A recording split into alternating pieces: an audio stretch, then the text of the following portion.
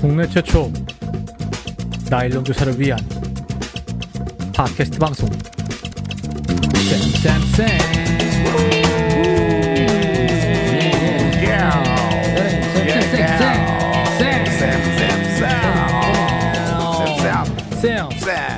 반갑습니다. 예, 반갑습니다. 오늘 아침에 말이죠. 제가 저희 큰 놈을 이제 학교에 이제 픽업을 해주고 저도 일하러 이렇게 가는 길에 다시 전화가 왔습니다. 다시 좀 데리러 오라고. 왜? 왠가 했더니 이제 큰아이 학교에 확진자가 다녀갔다 라고 해가지고 귀가 좋지. 전부 귀가 좋지 해가지고 제가 또 다시 아이를 데려갔습니다. 그런데 마침 또 오늘이 기말고사네. 그래가지고 좋다고 아주 그냥. 지금 기말고사 미뤄진 학교가 한두 군데가 아니야. 지금 이제 한두 군데가 아닙니다. 한두 군데가 아닙니다. 네. 그렇죠. 아니 우리 학교도 지금 이제 월화수가 지금 시험인데 야 이거 아슬아슬해. 야 이거 뭐 사건 안 나기를 진짜 간절히 바랄 뿐이야 지금 이제. 그렇죠. 네. 내일 당장이라도 귀가 좋지 해도 이상하지 않은 그런 상황입니다 지금. 지금 저희는 거의 3분의 1도 안 되는 인원만 선생님만 나오고 대부분 다 재택근무를 하고 있어요. 그래서 다들 그러시지 않나요? 지금 보니까 막 그렇지. 학교에서 나오지 말라고. 근데 괜히 나와서 뭐 전파되거나 이러면 안 되니까 아예 나오지 자체를 마라. 쓸데없는 일 만들지 말고 일은 집에서 열심히 하고 그 메신저나 이런 거는 켜놓고 있고 그렇게 하라고 지금 신신당부하더라고요. 그만큼 수도권의 상황이 좀 심각한 상황이고. 그렇지. 저희 앞에 있는 초등학교, 옆에 있는 중학교 뭐 다 확진자가 생겨가지고 돌아다니기조차 무서운 그런 상황입니다. 예, 제주는 아직 그 정도 아니잖아요. 아니에요. 지금 이 육지 것들 때문에 지금 제주도 난리가 났습니다. 아니 와 갑자기 팽가루노 육지껏 뭐 그러면 섬껏 그래야 되나? 진짜 원래 저희 청정 지역이었는데 말이죠. 지금 이제는 제주도 오시려면요 코로나 검사해가지고 나 확진 아니다 이 증명서 있어야 제주도 오실 수 있습니다. 그렇게 바뀌었어요? 제주도가 제주도가 2단계로 격상되면서 이제 원희룡 지사가 강력한 카드를 꺼내 들었어요. 제주도 입도하려면 코로나 확진 검사증이 있어야 돼요. 아니 그래가지고 지금 지금 댓글 달린 거 나도 봤는데 이제 제주도에서 이제 육지 나올 때도 검사 받고 나오라는 그런 댓글이 있더라고. 그렇지. 그렇지. 역으로. 그런 식으로 나온다 이거지. 좋습니다. 이렇게 코로나가 창궐하는 가운데서도 저희 방송 꼬박꼬박 챙겨 들으시고 댓글 달아주시는 분들 계시죠? 그렇죠. 이런 분들 때문에 우리가 또 방송할 맛이 나는데 이번에는 또 깃털 도둑님 도둑이라니까 좀 이상하네. 그 아이디가 깃털 도둑이신데요. 재밌으시다. 왜 깃털 도둑일까? 아이디가. 저 왜 궁금하네요. 깃털 도둑일까? 그러니까 나중에 이유도 한번 댓글로 한번 달아주시면 좋겠다 이런 생각이 드네요. 자, 갑자기 궁금하다. 한번 읽어볼게요. 임용고 씨가 학생들에게 더 도움이 되는 선생님을 뽑는 방향으로 바뀌어야 한다는 말에 동의합니다. 다만 나쁜 셈 말씀처럼 좀 더 신중한 논의 후에 결정하는 것이 좋을 듯 하네요. 제 짧은 생각으로는 교대나 사대의 커리큘럼의 경우 교수님의 밥줄과도 관련이 있기에 단순히 임용고 씨 방법을 바꾸는 것 이상의 더 높은 차원에서 논의가 필요할 것으로 보입니다. 이거 우리 이제 저번 달 정책 들으시고 이렇게 댓글을 또 달아주셨네요. 오늘 김영식 쌤 나오시는데 좋으시겠어. 정책에 이렇게 댓글 달려서. 아마도 우리 깃털도둑님께서 저 그 뒤에서부터 정주행하고 계시는데 이번 주에 거기까지 간 거 아닌가 그 생각이 들어요. 좀 빨리빨리 좀 챙겨 들으셨으면 좋겠어요. 유튜브에도 댓글 달렸죠, 좋은 쌤? 예, 저희 지난 방송 짤 방송하고 성찰일기 방송, 그 방송 듣고 나서 댓글을 리슈가님께서 달아주셨는데요. 리슈가님은 저희 애청자님 아니십니까? 애청자님. 그렇죠. 유튜브 리슈가님은 애청자님이십니다. 네. 이번에. 그렇죠. 유튜브 애청자. 예. 올해로 끝난다니 정말 아쉽네요. 유유. 그동안 세 분의 수고에 박수를 보냅니다. 세 분 모두 좋은 쌤이라고 생각합니다. 아닌데 오. 이거는. 나쁜 쌤 캐릭터 살리신다고 수고하셨고요. 실상은 츤데레 쌤이실 듯. 하하. 이상한 쌤의 영화 속의 좋은 쌤의 성찰일기와 책 속에 정말 잘 들었고요. 나쁜 쌤의 어플 속에도 도움이 되었습니다. 노력하는 세 분 덕분에 많은 도전이 되었고요. 도움을 많이 받았어요. 다음에도 기회가 된다면 다시 방송을 열어주시길 기대해 봅니다. 행복하세요. 응원합니다. 이렇게 보내주셨습니다. 네. 야, 우리 그만둔다 아, 했는데도 이렇게 응답해 주시는 댓글은 한 개밖에 없네. 그래도 이것만 해도 네. 정말 감사하다는 네네. 말. 아이고, 내에 대해서 확실히 알고 계시잖아. 네. 캐릭터 뭔가 크게 살리신다고 오해하고 수고했다는 계세요. 말이네요. 요 캐릭터 아닌데. 네. 아닌데. 예, 네. 츤데레 아닙니다. 예, 그냥 나쁜 쌤 조용히 해라. 맞습니다. 조용해라. 그리고 뭐 혹시나 음. 나중에 쌤 시즌 2가 열리더라도 그건 아마도 우리 세 사람이 아니라 좀 완전히 새로운 또 젊고 싱싱한 새로운 네. 사람들에 의해서 열리지 않을까 그런 기대도 잠깐 해봅니다. 예. 아니, 그런데 뭐 우리 정책 방송에 대한 댓글도 조금 전에 달리기도 했지만 오늘이 어떻게 보면 정책 방송 마지막이면서 우리 그쵸. 쌤 전체 정책 방송의 마지막이 될 것 같은데 그렇죠. 혹시 네네네. 뭐 올해 뭐 기억에 남는 교육 이슈 뭐 이런 거 있나요? 우리 이상한 쌤? 뭐 이것저것 많았지만 결국에는 코로나로 시작해서 코로나로 끝난 게 아닌가 뭐 이런 생각이 좀 듭니다. 그렇죠. 예. 그렇죠. 그래서 사실 뭐 저희 처음에 3월이었죠. 사상 초유의 계약 연기 그리고 이어진 온라인 계약. 예, 이것이 정말 최대 이슈가 아니었나 생각이 들고요. 그 온라인 수업이 여기저기 우리 교육의 약한 고리들을 다 드러내지 않았습니까? 그렇죠. 예, 뭐 학습 격차 벌어지고 예, 애들 뭐 방치되는 문제들부터 시작해가지고 예, 뭐 이거 뭐 그 컴퓨터만 있으면 다 될 줄 알았더니 이거 애들이 뭐 하나도 안 배웠어. 네. 이거 아무것도 안 돼. 예. 맞아요. 예. 이 온라인 수업이 최대 좀 이슈가 아니었나 생각이 저는 들어지는데요. 우리 조은 쌤은 어떠세요?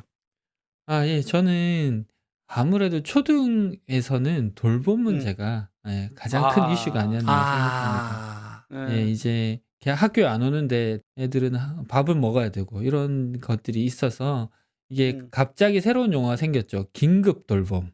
용어가 긴급 생기면서 돌봄. 네, 그렇죠. 뭐 이런 새로운 용어가 생기면서 학교에서는 이 업무를 누가 맡네 그러면서 이런 대혼란이 있었습니다. 그래서 이 이슈를 저는 가장 중요한 이슈로 꼽고 싶습니다.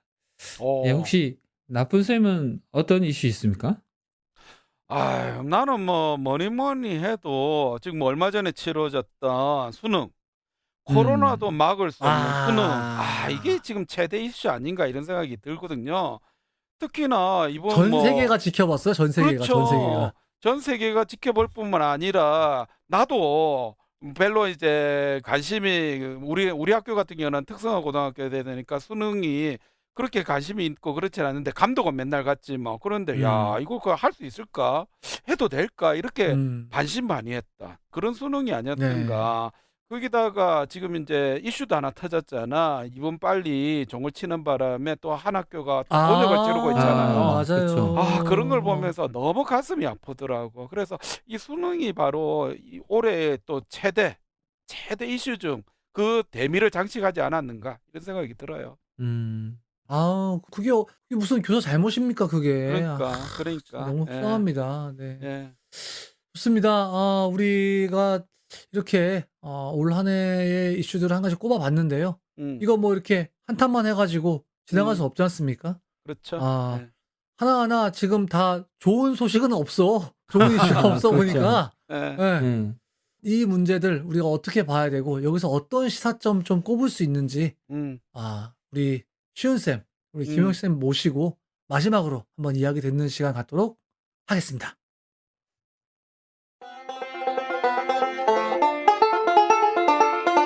지금 여러분께서는 좋은 쌤, 나쁜 쌤, 이상한 쌤이 진행하는 팟캐스트 방송 쌤쌤쌤을 듣고 계십니다.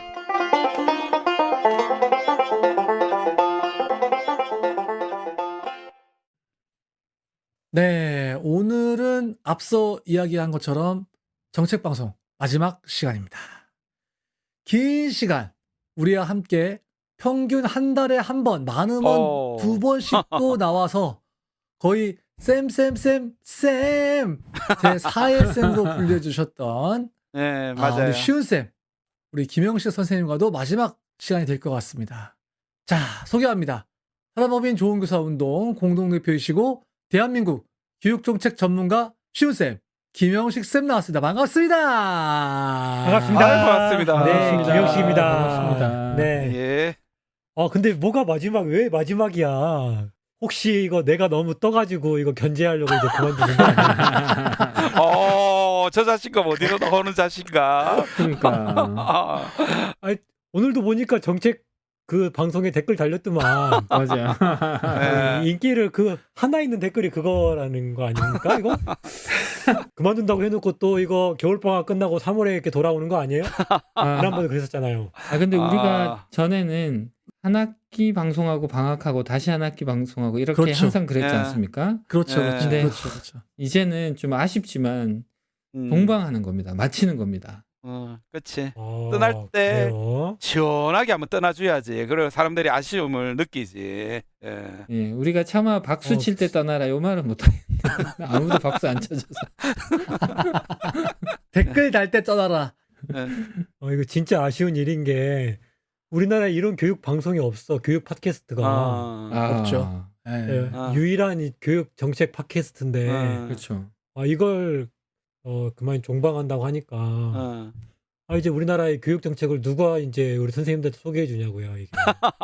아니 네. 자기 출연 못할까 싶어가지고 그것 때문에 그런 거 아닙니까? 아이고 듣고 아이고 들켰네. 뭐 아쉽지만 뭐 오늘 방송 마치시면서 우리 쉬운 쌤도 우리 청취자분들께 마지막 인사 좀 해주시고요.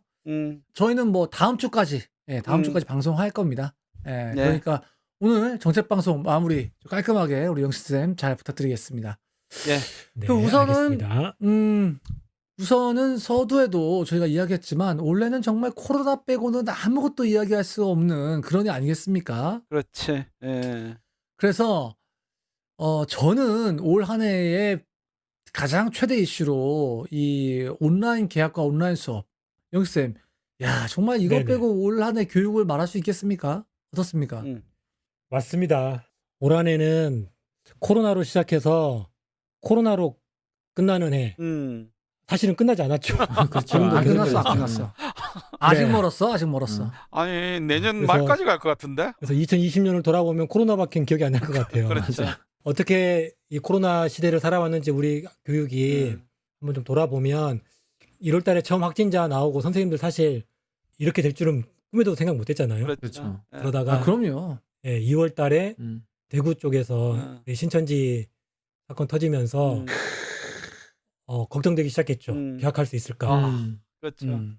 아니다 다를까 교육부에서 개학 연기한다, 2주 연기한다 발표하고 그러면서 선생님들이 어떻게 될지 뭐 우왕좌왕하고 어떤 선생님은 학생들한테 전화해서 어떻게 지내는지 확인하고 화상 통화하고 또 3월 2일 어쨌든 뭐 개학은 연기됐지만 3월 2일 돼서 학생들이 개학을 기다리고 있으니 가정 방문까지 하는 선생님들도 있었고 우리 네. 좋은 생 같은 사람이 많은갑네. 우리 좋은 그렇죠. 선생님. 네. 그런 사람 많았네. 그랬죠. 그렇게 한 달 정도를 좀 우왕좌왕 좀 보냈었다가 결국은 4월 9일에 온라인 개학하겠다라고 이제 교육부가 발표했잖아요. 그렇죠. 아, 아, 그 발표되고 나서 이제 본격적으로 선생님들이 온라인 수업 어떻게 해야 되냐 이제 준비하기 시작했습니다. 맞아요. 물론 그 전에 선도적으로 온라인 수업 준비했던 선생님들도 계시는데 대부분의 선생님들은 그 발표되고 나서 이제 본격적으로 준비했었던 것 같아요. 그래서 EBS 사용할 수 있도록 한다, 또 뭐 이학습도 사용할 수 있도록 한다 이런 얘기가 있었고 난리 어떻게 해야 되냐, 클래스룸을 막 한다, 난리 뭘 부르스를 한다. 그때 선생님들에게서 되게 놀라웠던 게 완전 이건 새로운 학습 공동체, 완전 자발적으로 새로운 기술 배워가지고 옆 선생님들 공유하고 어. 그렇죠. 줌으로 만나가지고 막 서로 알려주고 그랬었고요. 또 우리 교사 단체들 안에서도 자발적으로 모여가지고 또 온라인 플랫폼에 대한 새로운 기술도 많이 공유했었던 것 같고요. 또 새로운 현상이 나이 드신 분들이 젊은 교사들한테 배우는 일. 그렇죠, 그렇죠. 그렇죠. 예. 보통은 신규 교사가 경력 교사한테 배우고 하면서 사실 입 뻥끗하기도 어려운 게 신규 교사들의 사물인데 이거 완전 젊은 교사들이 전성기를 달렸죠. 그렇죠. 그리고 50대 이후 교사들은 좀 자괴감 느끼기도 했었고 그렇게 어쨌든 온라인 수업이 시작이 됐습니다. 어쨌든 EBS와 e학습터 이렇게 있으면서 전 학생을 대상으로 온라인 수업을 실시했던 거의 유일한 나라가 아닌가 싶어요. 그럴 것 같아요. 기존에 EBS라고 하는 콘텐츠를 갖고 있는 나라가 그렇게 많지 않거든요. 근데 이거를 이제 전국의 학생들을 대상으로 쓸 수 있도록 이제 풀어버렸고 또 e학습터라고 하는 것들이 기존에 있던 콘텐츠들을 활용하기 시작했고 또 우리 교사들이 이제 그때부터 크리에이터가 되기 시작했지 않습니까? 그렇죠. 그래서 그때부터 만들어진 그 콘텐츠의 양, 동영상의 양이 정말 말할 수 없이 엄청난 양들이 사실은 생산됐었습니다. 맞아요. 그리고 그게 아니, 유튜브에 탑재되기 시작했고요. 그럼 뭐합니까? 그때 막 애써 만져서 올렸더니 말이죠. EBS랑 e학습터 서버 터져가지고 다운로드도 안 되고 업로드도 안 되고 난리 아니었습니까? 난리가 났었죠. 네. 근데 그것도 또 우리가 또 해결하지 않습니까? 그때 그렇죠. 막 LG 이거 이제 민간 기술자들 들어가가지고 맞아요. 서버 증설하고 문제 해결하고 막 그러면서 해결했었고요. 지금 돌아보면 참 신기한데 그때는 선생님들 되게 많이 힘들었죠. 그리고 한 달 동안 온라인 수업하다가 등교해야 된다. 더 이상 미룰 수 없다. 특히 우리 고3들 때문에 미룰 수 없다. 이러면서 고3부터 5월 20일 등교 시작 해가지고 순차적으로 초등학생까지 이제 등교가 됐었고요. 등교하고 나니까 이제 선생님들이 확인했던 거 학습 격차 문제. 그렇죠. 수업했는데 배운 게 하나도 없더라. 이러면서 온라인 수업 때 아무것도 배운 게 없어. 학습 격차가 이제 커질 거다라는 우려가 이제 본격화되기 시작했고 그게 이제 실제 현실화되는 모습들도 보였었고요. 그래서 2학기 되면서부터는 실시간 쌍방향 늘어나야 된다. 그것 때문에 이제 또 쌤들 보면서 애들 한번 가르쳐야 또 된다. 뒤집어지지. 그렇죠. 뒤집어졌죠. 그 실시간 쌍방향 하라고 그래가지고 다 같이 조회해버리니까 줌 멈춰버리고 줌 서버를 멈춘 미국에 서버가 있는 중국에 서버가 있는 줌 서버를 멈춘 대한민국. 그랬죠. 어쨌든 그러면서 이게 실시간 쌍방향이 무조건 좋은 게 아니다. 또 그걸 통해서 학생들이 다 배우는 거 아니다. 이러면서 이게 해결이 됐던 모습들도 보였었고요. 그때 우리 단체 같은 경우는 학습결연 119 캠페인 하면서 선생님들이 콘텐츠 올렸다고 또 실시간으로 수업했다고 그냥 끝내지 말고 학생들이 실제로 배웠는지 한번 좀 점검해 보고 혼자 배우기 어려운 학생들이 있으면 학교로 부르든 온라인으로 만나든 점검해주고 좀 따로 가르쳐 달라 이제 이런 요청들을 우리가 선생님들에게 했었고 거기에 참여했던 많은 선생님들이 좀 계셨었고요. 또 교원단체든 학부모단체든 모여가지고 초등학교 저학년만은 좀 학교 나오게 해야 된다. 많이 나오게 해야 된다. 이런 요청도 했었고 필요했죠. 교육부에서도 그거 받아가지고 좀 초등학교 저학년들 등교를 좀 늘리는 정책들을 펼쳤었죠. 좀 안타깝게 코로나 확산되면서 다시 이제 학교 문을 닫는 바람에 그 학생들 좀 어떻게 지내고 있을지 밥은 먹는지 좀 걱정되는데요. 이 문제는 어쨌든 해결해야 될 문제가 아닌가 싶습니다. 아니 뭐 그거 근데 이때까지 얘기했던 거 우리 다 알고 있는 얘기인데 그걸 그래 또 장황하게 얘기합니까? 근데 새롭다. 다 들으니까 새로워. 아니 그런데 뭐 돌아보자는 사건은 얘기죠. 벌어진 기고 이런 일에 대해서 우리가 또 새롭게 봐야 될, 우리가 좀 조명해 봐야 될 그런 얘기들을 해주셔야지. 그런 얘기는 없죠? 그런 얘기. 있죠. 왜 없어요? 일단 코로나19가 우리 교육에게 일종의 선물이라고 하면 이상하지만 코로나19 때문에 우리가 깨달았던 게 몇 가지 있거든요. 네. 일단 가장 중요한 건 그동안 학교를 너무 무시해 왔어요. 그렇지, 맞아요. 그렇지. 맞아요. 네. 학교 꼭 있어야 되냐? 그렇지. 근데 있어야 된다. 그렇죠. 반드시 있어야 됩니다. 반드시. 학교 없으면 안 되는 게 너무 많다. 너무 많아요. 애들 밥도 못 먹는다. 그렇죠. 심지어 우리 애들도 제 아내와 제가 우리 애들을 극진히 돌봤거든요. 근데 학교를 안 가니까 점심을 못 먹더라고요. 그렇죠. 나 진짜 학교가 이렇게 소중한 정말 몰랐던 거잖아요, 맞아요. 사람들이. 네. 그렇죠, 그렇죠. 먹는 것뿐만 아니라 학교에서 친구들 만나서 놀고 이야기하고 하는 그 모든 것들이 아이들에게 있어서 너무 중요했던 거예요. 맞아. 사회에 적응하고 자기를 발견하고 또 자기가 어떻게 친구랑 대화하고 말해야 되는지를 학교 그냥 감으로써 자동으로 배울 수 있었던 건데 맞아요. 우리가 그 의미를 몰랐던 거죠. 그리고 대면 교육의 의미 있잖아요. 굳이 애들이 교실에 모여가지고 배워야 되냐. 온라인으로 다 하면 되지. 사람들이 이렇게 얘기했거든요. 근데 그렇지 않다. 애들이 교실에서 선생님들과 얼굴 보고 친구들과 함께 배워야 된다. 왜냐면 그럼요. 특히 우리 이번에 많이 얘기가 됐던 게 학습 격차 얘기하면서 중간층이 사라졌다는 얘기 많이 했었거든요. 예. 그 중간층 애들이 어떤 애들이었냐면 선생님들 설명 들어서 한 번 설명 들어서는 이해를 못 하는데 선생님 눈치 보면서 또 친구가 어떻게 하는지 보면서 그렇죠. 자기도 그렇죠. 모르게 배웠던 애들이 중간층이들이었던 거예요. 네.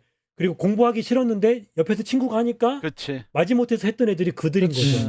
그렇죠, 그렇죠. 예, 그러면서 그것이 학습 동기가 돼가지고 공부해서 성적도 어느 정도 끌어올리고 어느 정도 따라왔던 애들이 그 중간층 애들이었던 거예요. 코로나19 되면서 그 아이들이 안 해도 다 안 해도 떨어져 버린 되는데 거죠. 옆에 보니까 좋은 쌤이 문제 풀고 있어. 어이씨, 그럼 나도 해야지. 이랬단 말이에요. 그렇죠. 그런 애들인 거죠. 그 대면 교육, 교실에 모인 것의 그 의미가 그렇게 중요했다라고 하는 걸 우리가 알았고 또 교사의 역할, 그냥 콘텐츠만 올려주는 사람이 아니었다라고 하는 그렇지. 거죠. 맞아요. 그럼요. 예, 실제 수업을 하면서 학생들이 만나야 따라오는지, 됩니다. 예, 만나야 또 못 따라온 애들이 있으면 따로 만나 설명해주기도 하고 또 눈짓으로 말하는 거 있잖아요. 그렇지. 네. 그렇죠. 하자, 우리 하자 하면서 음. 눈으로 말했던 것들, 그게 굉장히 큰 의미였다라고 하는 거를 코로나19를 지내면서 우리가 느꼈다라고 하는 거고요. 또 하나 우리가 코로나19 경험하면서 느꼈던 것 중에 하나가 이 평가, 입시, 수능 이것이 갖고 있던 우리나라 교육에서 차지하고 있던 그 비중, 이게 얼마나 컸었는가. 우리가 여기에 얼마나 종속되어 있었는가가 여실히 드러난 한 해가 아니었나. 수능 때문에 사실은 등교를 앞당겼던 것도 있었고요. 또 그 코로나 퍼지는 와중에도 우리는 수능 치렀잖아요. 그렇죠. 그럼요. 이거 전 세계가 네. 주목했습니다. 과연 전세 조 수능을 치를 수 있을 것인가. 백신이 해내버리잖아요. 없어도 수능만 네, 네. 있으면 돼. 수능 백신. 네. 그래서 확진자 학생을 위한 고사장 만들었고요. 자가격리 학생들을 위한 고사장 만들었고요.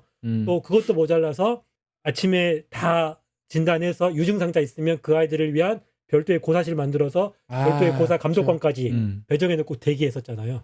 그래서 결국은 우리가 해냈습니다. 이게 해냈다고 좋아할 일은 아닌 것 같고 그만큼 우리나라 교육이 평가를 중심으로 돌아가고 있었다라고 하는 게 다시 한번 확인한 그렇죠. 시간이 아니었나 싶고요. 세 번째는 그 학습에 불리한 학생들이 그렇게 많았다라고 하는 거예요. 그렇죠. 그러니까요. 진짜 너무 많아요. 많아. 너무 많아. 가정 형편 때문에 어려웠던 애들도 있고요.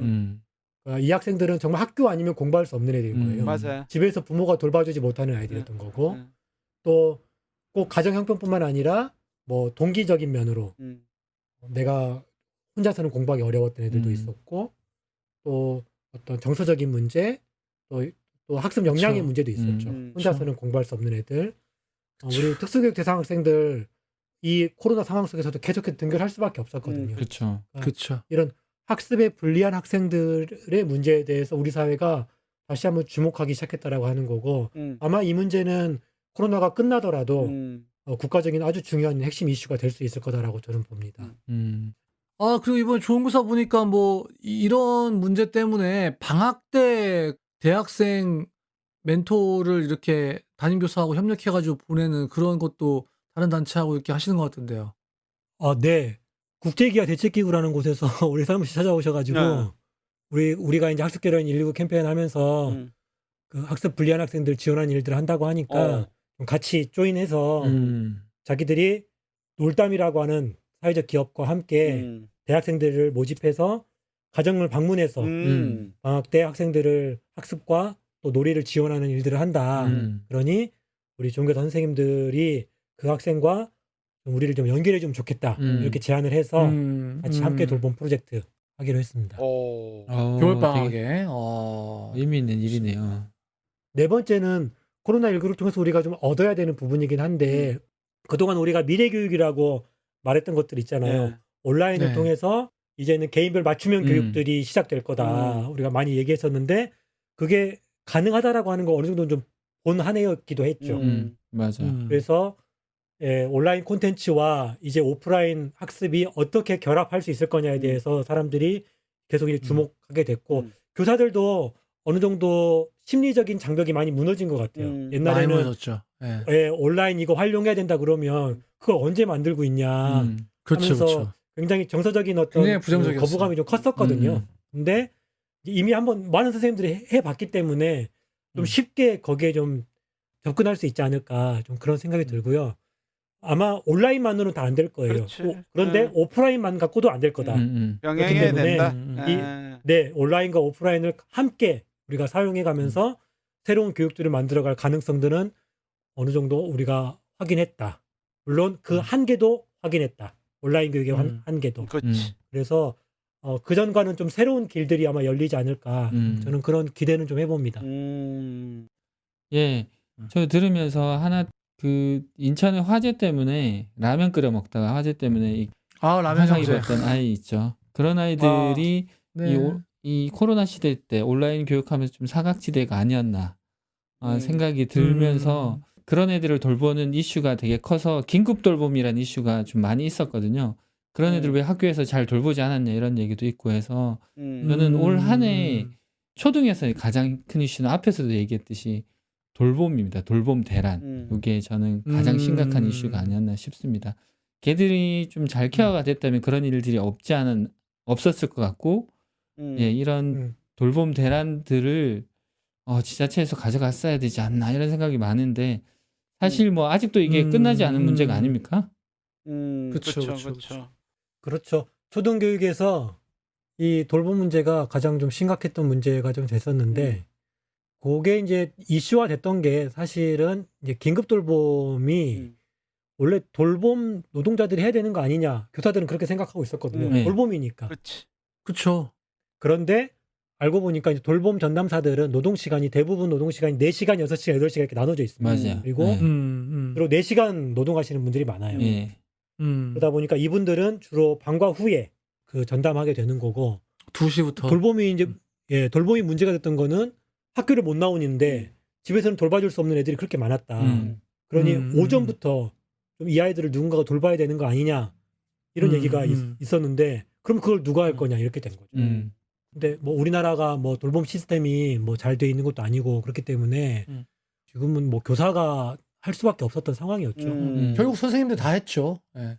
네, 다 했고 근데 이제 선생님들이 조금 불편했던 거는 그걸 교사들이 너무 당연하게 해야 된다라고 그러니까. 말하니까 이제 선생님들 입장에서는 온라인 수업은 수업대로 해야 되고 그러면서 학교에 나오는 아이들은 또 돌봄대로 또 해야 되고 이러면서 이제 불편했던 것들이 있었는데 어쨌든 선생님들이 긴급 돌봄을 담당하면서 어느 정도 이제 그 문제가 해결됐었죠.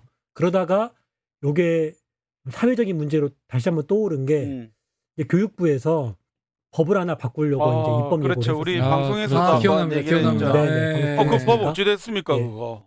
교육부가 철회했었거든요. 그러니까 초중등 교육법에다가 그전에는 없던 거 방과후 학교. 방과후 학교는 초등에서는 돌봄까지 포함하거든요. 네. 그래서 방과후 학교 근거 조항을 초중등 교육법 23조에다가 신설하려고 했었어요. 근데 방과후 학교 근거가 없다는 얘기는 그 전부터 교육계에서 계속 문제 제기를 했었거든요. 그래 없어 맞아요. 해가지고 교사단체에서도 또 그렇고. 국회의원이 그 근거 만들어주고 그랬다 아닙니까 지난 방송에서. 그랬죠. 그러니까 그전에는 법적 근거가 없는 거를 왜 자꾸 학교에다가 계속 또 넘기냐. 돌봄부터 방과후 학교까지 계속 이제 그런 문제 제기를 해왔고 교육부에서는 그걸 교육과정에다가만 2줄인가 해가지고 근거 만들어 놓고 지금까지 해왔던 거여서 좀 답변하기가 궁색했었죠. 그렇지. 예. 그러다 보니까 이번 코로나 상황에서 법적 근거를 만들겠다 해가지고 입법 예고를 한 거예요. 그렇지. 선생님들 입장에서는 그동안은 난리. 그걸 하지 않고 있다가 그 코로나 상황에서 학교에다가 아예 그냥 방과후 학교고 돌봄을 갖다가 못을 받겠다라는 거냐 이렇게 하면서 이제 그쵸. 반발을 했었던 그렇죠, 거예요. 그렇죠. 봉사활동 해줬더니 노예를 만들려고. 네, 그랬죠. 그랬던 거죠. 그러다 보니까 이제 국회의원 차원에서 이 온종일 돌봄 체계를 입법화해야 된다 이제 이런 그 이슈가 있었고 총선 때문에 또 이제 국회 의석 맞아요. 구성이 바뀌었잖아요. 네. 그러면서 이 여당 쪽에서 온종일 돌봄 체계 법안을 제출했었는데 이 법안의 내용이 뭐였냐면 이 돌봄에 대한 최종 책임을 사회부총리인 교육부 장관이 최종적으로 이제 하는 조항이 있다 보니까 교원단체에서는 아니다. 그러면 결국은 학교가 돌봄에 그치. 책임져야 되는 거냐 하면서 그렇죠. 이제 응. 반발했었죠. 교사들이 반발하니까 응. 학부모 단체들이 또 이제 또 응. 일어선 거죠. 응. 그죠. 돌봄은 교육이 아니더냐 이러면서 학부모 네, 단체가 맞아요. 또 부르르 떠셨죠. 아니 네. 그러니까 이게 양쪽 다 아이들을 위해서 이렇게 했던 건데 마치 이상하게 이제 교사하고 학부모하고 대립양상으로 가버려가지고 좀 안타까웠어요. 맞아요. 그래서 그 이후에 교육부랑 교원단체, 교육부랑 돌봄노조, 교육부랑 학부모 단체가 개별적으로 계속 간담회를 했었고요. 11월인가부터는 같이 모였습니다. 교육부, 교원단체, 돌봄노조, 그리고 학부모 단체.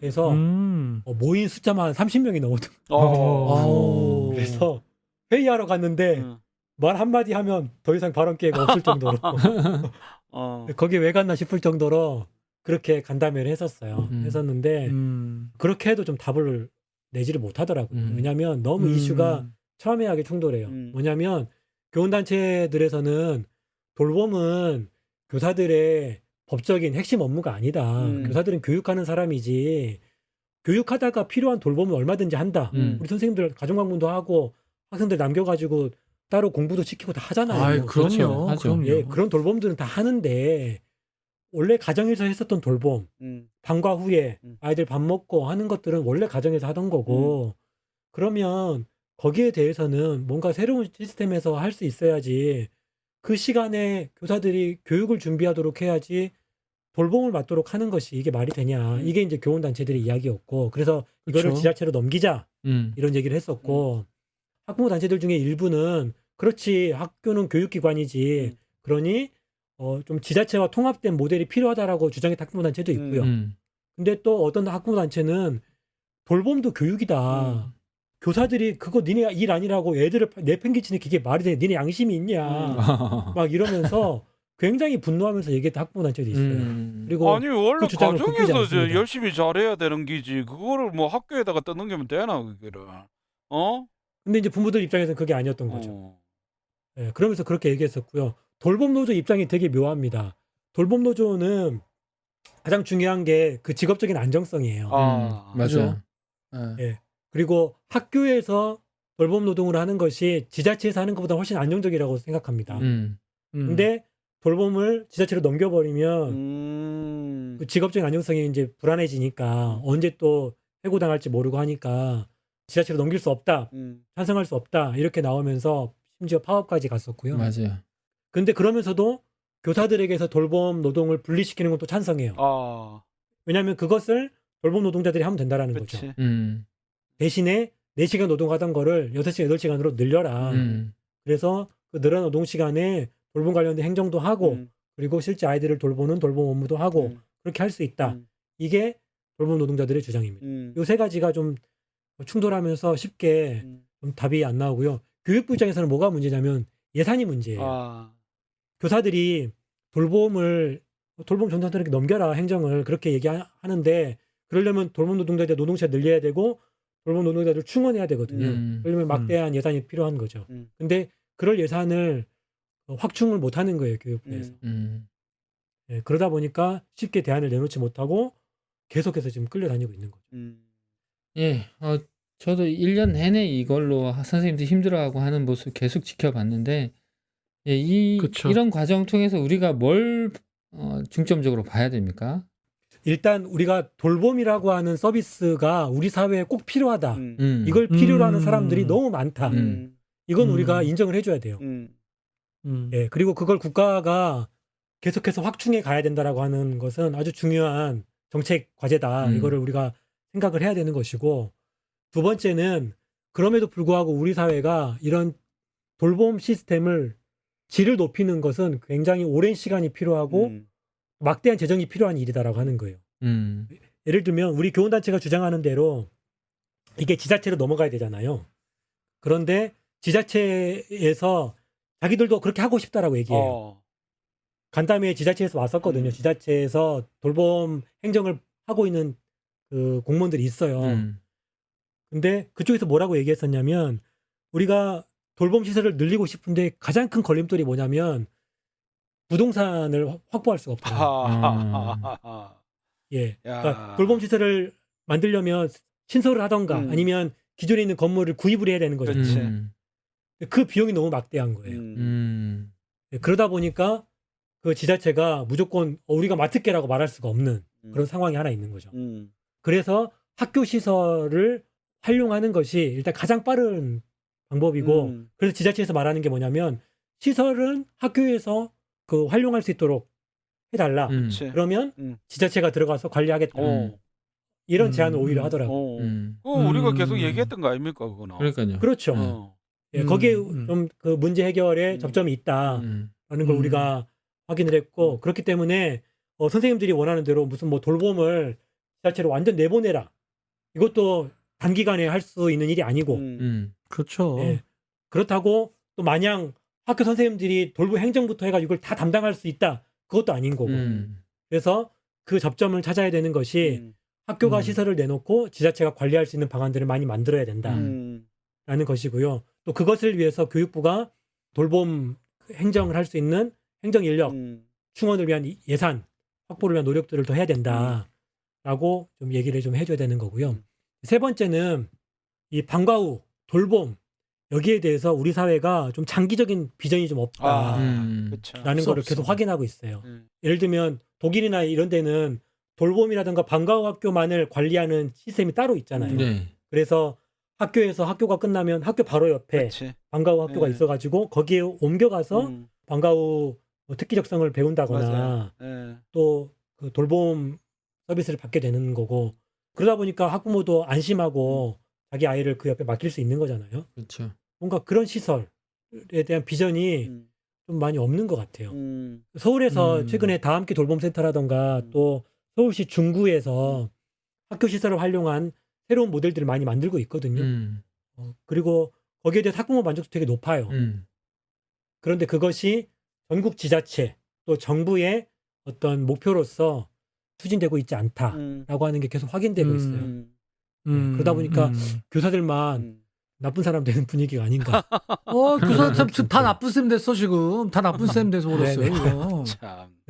아니 애들- 완전 애들 교사들은 쫓아내는. 저기 애들을 내팽개치는 네. 그런 할 데 없는 상태 애들 쫓아내는 돼버렸다니까. 사람들. 네. 그렇게 된 거죠. 다 나쁜 쌤 돼버렸어. 아유. 조쌤도 다 나쁜 쌤 됐어. 왜 계속 나를 불러? 부르지 마. 네. 그래서 하여튼 이 문제는 내년에도 그래서 좀 시끄러울 것 같다라는 생각이 듭니다. 아니 뭐 계속 내 이름을 불러 샀는데 내 이름 비싸다 함부로 부르지 말고 근데 솔직히 나는 이 돌보면 잘 모르겠고 뭐 우리 앞서 내가 앞부분에서 얘기했지만 내 생각에는 올해 최고 이슈는 코로나도 이기지 못한 수능이 아닌가 이런 생각이 들거든요.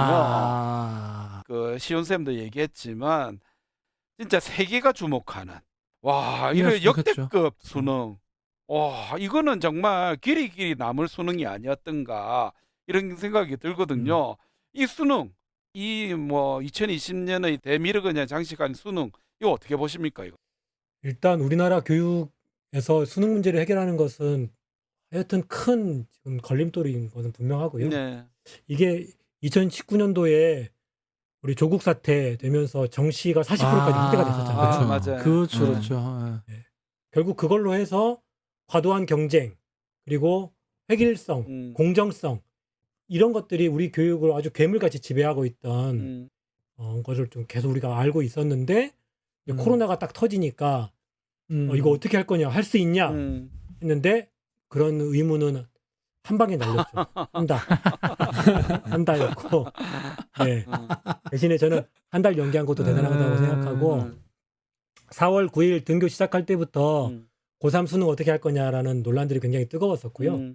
맞아요. 그리고 교원단체랑 교육부랑 만났을 때도 저희가 요구했던 게 어쨌든 고3 수능 일정 어떻게 할 건지를 빨리 발표해 줘야 된다. 그렇지 않으면 학교가 굉장히 혼란스럽다라고 하는 걸 계속 얘기했었고 교육부에서도 굉장히 그래서 좀 서둘러서 이 수능 일정을 좀 얘기했었고요. 특히 좀 준비 부담, 이미 한 달을 날려버렸기 때문에 그 학생들 입장에서 그 준비 부담도 있었고, 또 수능과 함께 또 연결돼 있는 게 결국은 또 학교 안에서 치러지는 평가잖아요. 그렇죠. 예, 그것도 굉장히 좀 중요한 이슈가 됐었고, 그러다 보니까 안타까웠던 게 애들이 오래간만에 학교에 가는데 가서 수행 평가만 하고 오는, 또 시험만 보고 오는 예, 그런 일들이 많았죠. 그러면서 아, 정말 평가 없으면 우리 교육 못하는 거냐, 아유. 이런 자괴감도 좀 있었고요. 또 한 가지 선생님들이 좀 어려웠던 게 원격 수업 중에도 굉장히 학생들하고 많은 수업들을 했는데 평가를 할 수가 없다 보니까 원격 수업에서 못하니까 결국은 등교에서 할 수밖에 없지 않냐, 이제 이렇게 되고, 다 몰아서. 예, 왜냐하면 관찰이 가능한 것만 평가 가능하다, 이런 지침이 있었기 때문에 결국은 이것도 공정성 문제 때문에 벌어진 일이 맞아요. 아니냐. 그래서 이 수능 문제가 우리나라 교육에 있어서 아주 중요한 해결의 고리다라는 걸 우리가 좀 알 수가 있고요. 또 앞서 제가 말씀드렸지만 어쨌든 우리가 코로나 확산 와중에도 수능 시험을 치러냈잖아요. 예. 세계가 놀랄 정도로 다 했고 선생님들도 몇 배 힘들게 감독했었고, 또 그러면서 또 안타깝게 그 2분 종이 빨리 올려가지고 이게 교사 책임이 아니냐, 또 이렇게 돼가지고 좀 시끄럽게 되고 있고요. 아마 이게 코로나 때문에 아마 더 좀 그런 것들을 이렇게 꼼꼼하게 좀 체크하지 못했지 않았나, 저는 그런 생각을 좀 해요. 맞아요. 방역 문제 더 신경 쓰느라고 종소리라든가 이런 것들 꼼꼼히 좀 지키지 못하면서 좀 발생한 일이 아닌가 좀 싶기도 하고. 누구나 할 수 있는 실수입니다. 누구나 할 수 있는 실수예요, 그거는. 네, 그렇죠. 사고예요, 사고. 네, 하여튼 또 지금도 학생들 대학별 시험 지금 치르고 있습니다. 그래서 네. 시와 연결돼서 면접 보러 가는 학생들, 또 논술 시험 보러 가는 학생들이 있고, 근데 그 면접도 우리나라 지금 어떻게 하고 있냐면 동영상 찍어가지고 올리게 하는 면접도 있고요. 또 학교 가서 별도의 그 면접장을 만들어 놓고 거기에서 찍어가지고 올려놓고 혼자 가게 하는, 직접 그 면접관 맞아요. 만나지 않고 그런 경우도 있고, 아주 다양한 방식으로 면접을 하고 있는 모습도 좀 보이고요. 이 수능 그다음에 입시, 이거는 어쨌든 우리 교육이 사회 시스템으로서 버릴 수 없는 아주 중요한 관문과도 같은 거다. 그래서 이 문제를 우리가 함께 해결하지 않고선 교육의 문제 해결할 수 없다라는 거 분명히 해진 것 같고요. 한 가지 제가 좀 봤던 희망 중에 하나는 서울대 입시안이 발표가 됐는데 거기에서 2023학년부터 입시할 때 정시에서도 학교생활기록부에 그 교과 세부 특기사항을 보겠다라고 한 거죠. 예, 원래 정시는 수능 중심으로만 했던 건데 그러면서 학교 교육이 수능에 종속되면서 기존에 우리가 해왔던 그 변화들, 학생들 활동 다양하게 하고 새로운 것들 많이 배우게 했던 그 변화들이 날아가는 거 아니냐, 이런 염려했었었는데 그 학교에서 했던 그 교육 활동을 서울대가 이제 반영하겠다고 하니까 아마 좀 학교의 변화들이 그래도 그나마 좀 유지가 될 수 있지 않냐, 좀 이런 생각 좀 하게 됐었습니다. 최근에 제가 서울대 간 학부모님하고 얘기하다가 자기 아들 친구는 내신이 9등급이었는데 서울대를 갔더라고요. 정시로. 그러니까 학교 와서는 공부 하나도 안 하고 수능만 공부해서 가는 거죠. 그런 네, 그런 학생들이 학교 선생님들 입장에서는 되게 곤혹스럽죠. 그렇죠. 왜냐하면 수업을 하는데 수업을 안 듣는 거예요. 왜 안 듣니? 저는 정시로 수능 봐서 대학 갈 건데, 이렇게 말하면 선생님이 할 말이 없어져 버려요. 아니, 그러니까. 선생 참, 중에도 진짜. 대학에서 공부 한 개도 안 하고 입력만 준비해가지고 교사 되는 사람이 있어. 진짜 그런 선생들 만나면 진짜 학을 띄. 예. 맞아요. 그런 사람이 있죠. 예. 그러니까 중요한 건 우리가 어떤 교육이 어떤 사회 어떤 진출의 관문으로서 기능하는 건 우리가 인정하지만 그게 교육의 본질적인 목적이 되면 안 된다라는 거잖아요. 그렇지. 그리고 그런 현상이 발생하면 그걸 해결하기 위해서 우리 모두가 노력해야 된다라는 거죠. 그렇죠. 근데 요즘 분위기는 수능 아니면 학교가 무슨 필요가 있니, 자꾸 이런 식으로 나와버리니까 그러게 말이에요. 그건 학교 없애자는 얘기랑 똑같은 얘기거든요. 네. 그러니까. 그건 아니다. 네. 네, 뭐 앞에서 말씀해주신 원래의 이 참 이슈들은 정말 이렇게 코로나가 우리 교육의 약한 고리들을 다 드러낸 것 같은데요. 내년에도 이 코로나 끝나지 않을 것으로 보입니다. 2021년도 한국 교육 최대 이슈는 뭐가 될까요? 내년에는 우리 방송 못하니까 청취자님들한테 좀 귀뜸이라도 좀 해드리고, 예? 어. 그리고 좀 마무리합시다. 일단 우리 이상한 쌤 말씀대로 코로나가 아직 안 끝나죠. 백신 접종이 빠르면 2월. 그래서 좀 나아질 것 같긴 한데 그래도 아마 학교 교육이 정상화되기까지는 아마 상반기는 다 보내야 되지 않을까 싶고 힘들다 힘들어. 그러면서 어쨌든 코로나 종식 이후의 교육에 대해서 이제 많은 얘기들이 있겠죠. 달라질 수 있을까? 뭐 이제 이런 의심도 있을 것 같고요. 코로나 끝나자마자 과거로 완전 그냥 롤백 되는 거 아니냐.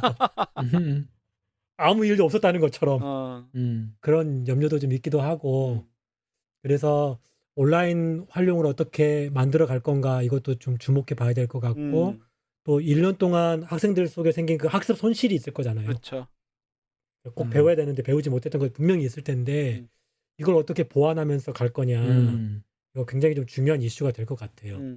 그리고 그 그린 스마트 스쿨. 와. 이게 이제 그 코로나 이후에 어쨌든 온라인 환경은 이제 언제든 필요하다. 이게 예, 확인됐고 그래서 이제 교실마다 와이파이 깔 거고요. 또 디지털 교과서도 이제 좀 더 본격화될 것 같습니다. 아유, 그래서 온라인 속에서 그냥 책 보는 게 아니라 동영상이라던가 PDF 파일 같은 것들이 이제 교과서로 이제 제시가 될 텐데 이게 이제 사용되지 않고 끝날까 봐 좀 그런 염려도 좀 있고. 근데 계속 도돌이편 같아. 이런 정책들은. 네. 이제 교육이 바뀌어야 뭐 입시도 조금 유연해지고 교육과정 좀 다양해지고 이래야 온라인 수업이라던가 디지털 교과서 등 이런 새로운 교육들이 들어와도 그게 의미가 있는데 그것이 바뀌지 않는 상태에서 그렇게 되면 괜히 좀 힘만 들지 않을까 좀 싶기도 하고 어쨌든 코로나 종식 이후의 교육 우리가 좀 주목해 봐야 될 것 같고요. 그거보다 좀 더 제가 꼭 말씀드리고 싶은 이슈 중에 하나가 2022년도를 대비한 새로운 교육과정 개정이 내년에 있을 예정이라는 거. 네네. 아니 그럼 뭐 교육과정에서 뭐 지금 뭐 새롭게 또 달라질 만한 게 뭐 있습니까? 그게 좀 바뀌어질 필요가 있는 게 이제 2025학년도가 고교 학점제가 본격화되는 시기잖아요. 그렇죠. 근데 고교 학점제를 하려면 지금 있는 이 2015 개정교육과정으로는 담아내기가 좀 어렵다라는 게 이 교육계 또 교육부의 판단입니다. 그래서 그렇죠. 그건 맞는 말입니다. 왜냐하면 새로운 수업을 개설한다거나 또 학교가 여러 가지 어떤 수업들을 좀 자유롭게 개설해야 되는데 지금 교육과정에서는 그게 좀 충분히 허용되고 있지 않거든요. 그래서 거기에 대비한 교육과정을 만들어야 되는데 또 2022 교육과정 만든다고 하니까 또 많은 선생님들은 뭐야 2015도 제대로 안 했는데 뭘 또 새로 만들어 이러면서 늘 그렇지 뭐. 네, 말씀하시는 분들도 있고요. 그런데 이제 제가 봤을 때는 2015 교육과정의 어떤 기조에서 크게 달라지지는 않을 것 같아요. 그러니까 뭐 역량 중심 교육이라던가 뭐 이런 것들은 계속 갈 것 같은데 아마 일부 바뀌면서 좀 강론에서 좀 상당한 변화들이 좀 있을 예정이고요. 이미 사실은 올해 2020년도 코로나 상황에서도 이 교육과정 개정을 위한 연구들은 계속 되고 있었습니다. 내를 안 불렀지 그러면.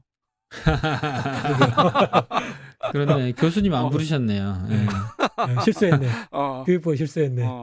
그래서 그 대학 교수들과 또 이번에 좀 교육부가 특별히 신경 썼다라고 말하는 건 현장 교사의 참여를 좀 많이 늘리고 있다, 늘렸다 이렇게 얘기를 해요. 근데 내를 안 불렀네.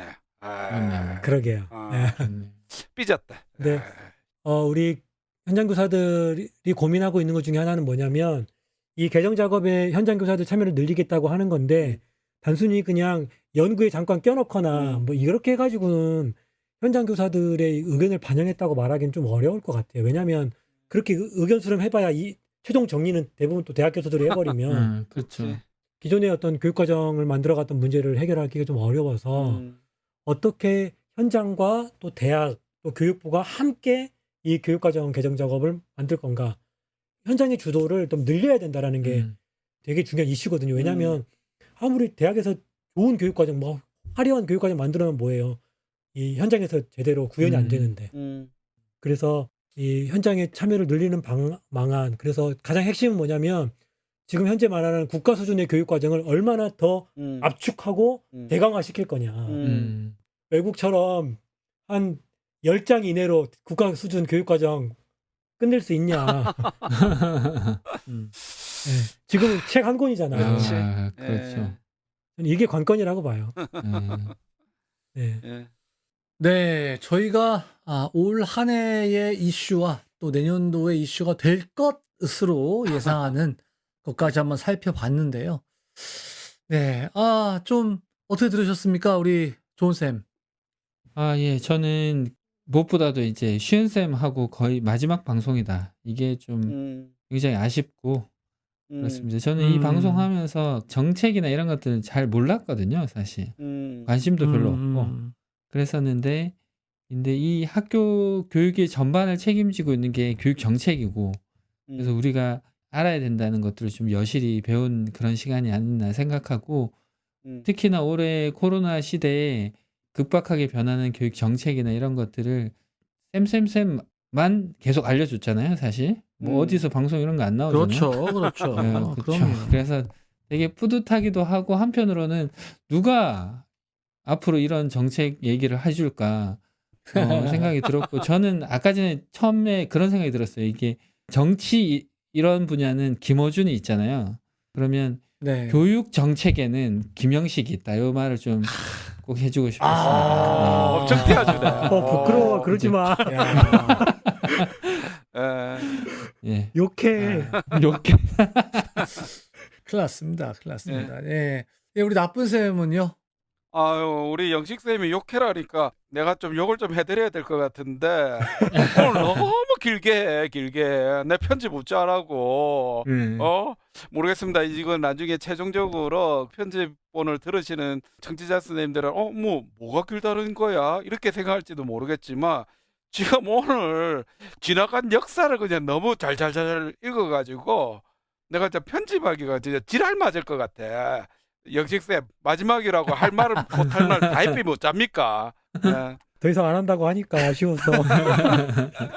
하여튼간에 거의 뭐 이제 제 4의 쌤으로서 우리 같이 활동해 주신 우리 영식쌤 때문에 저 또한 뭐 우리 조 선생님이 말씀하신 것처럼 교육 정책에 대한 조금 눈이 뜰 수 있는 그런 기회가 됐고 그리고 또 영식쌤 말을 들으면서 올해 진짜 이런 일들이 있었구나 좀 되새기면서 야 올해 같은 일이 내년에는 제발 없었으면 좋겠다.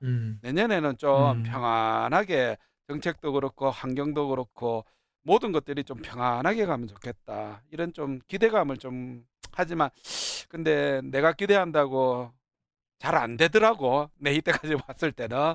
그래서 그런데 하여튼간에 마지막으로 영식쌤 수고하셨고요. 다음에 또 이번에는 뭐 방송에서 만나지 말고 그냥 코로나 끝난 사이에서 대면으로 한번 만나기를 기대해 봅니다.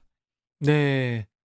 저도 이렇게 함께 방송할 수 있어서 너무 좋았는데요. 정말 우리가 아니면 이걸 누가 다룰까 좀 걱정되는 마음도 있습니다.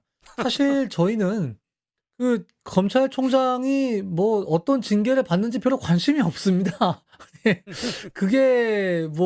그게 애들의 삶과 애들의 교육에 직접적인 영향을 미치는 건 아니고 정말 직접적인 영향을 미치는 것들 그런 정책들에 관심이 많은데 그건 어디서도 얘기를 안 해요, 사실. 예.